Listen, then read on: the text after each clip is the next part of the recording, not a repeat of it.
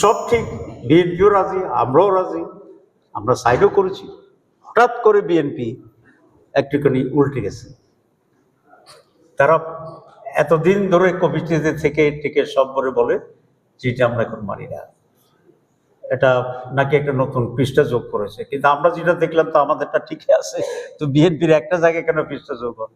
এগুলো সবগুলো হচ্ছে একটা ধোঁয়াশে পরিস্থিতি তৈরি করার জন্য একটা পরিকল্পিত একটা উদ্যোগ। এখন বিএনপি যদি সংস্কার না মানে, সংস্কার না চায়, তাহলে তাদের কমপক্ষে এই দায়িত্বটা ছিল যে সংস্কার প্রসেস শুরু হওয়ার আগেই তারা বলতো যে আমরা এই কমিশনে অ্যাটেন্ড করবো না, আমরা এটাকে বয়কট করছি। তো তখন বিএনপি ছাড়াই যদি হইতো নাহলে হতো না। কিন্তু এতগুলো সময় নিজেরা থেকে কথা বলে তাদের নেতা তো মনে হয় আমার মনে হয় 10 ঘন্টার চেয়ে কম কথা বলে নাই সব যোগ করলে। আমাদেরকেও একসাথে করে আমাদের সময় ব্যয় করে আমরা একটা জায়গায় পৌঁছেছি। তো এখন এই কথাটি বলা আমি মনে করি তাদের দায়িত্বহীনতার পরিচয়, নতুন করে দেশে একটি রাজনৈতিক সংকট তৈরি করার অপপ্রয়াস, এবং ফেব্রুয়ারিতে যে নির্বাচনটি এসে গেছে এই নির্বাচন সম্পর্কে মানুষের ভিতরে সংশয় তৈরি করার একটি অপকৌশল, এবং তারা অন্যায়ভাবে এই সরকারের উপরে চাপ সৃষ্টি করছে। এটা একটা বিষয়।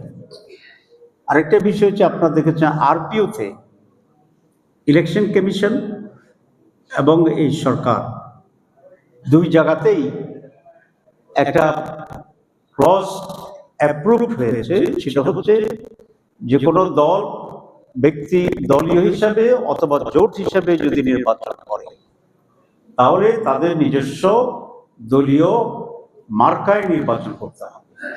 এটাকে আমরা অভিনন্দন জানিয়েছি এবং বহু দল অভিনন্দন জানিয়েছে। কারণ একটি দল যখন কেউ করে তার নিজস্ব একটা আইডিওলজি থাকে, তার নিজস্ব একটা অস্তিত্ব থাকে, যেটাকে আমরা আইডেন্টিটি বলি। তার জন্য একটা আলাদা মার্কার ঠিক করা হয় যাতে মানুষ এটা বুঝতে পারে।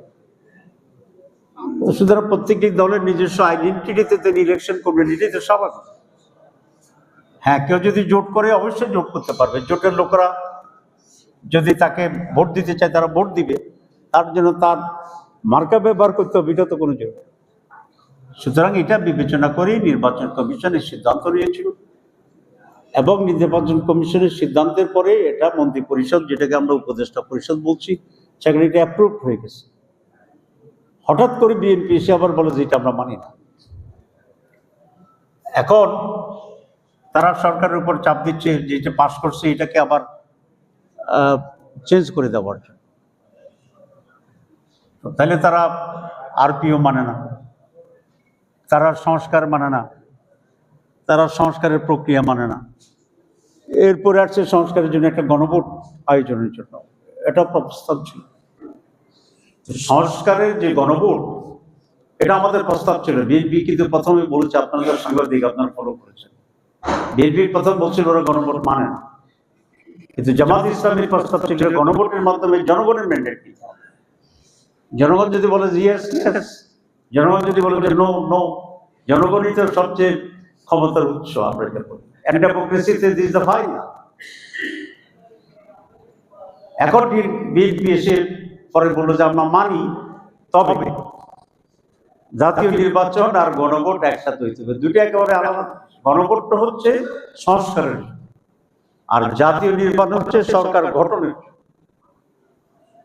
কিন্তু এখন আমি যে বলেছিলাম তারা তালের রস আমের রস একসাথে করে দিতে চায়।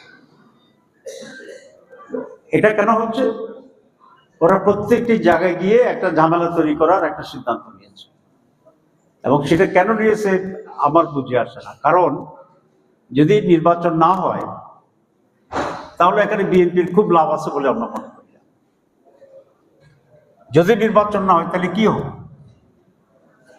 তাহলে যারা ষড়যন্ত্র করছে, যারা ভারতে বসে আছে, যাদের বিরুদ্ধে আমরা রক্ত দিয়ে দেশ থেকে মুক্ত করেছি, তারাই তো আরেকটা সুযোগ পাবে।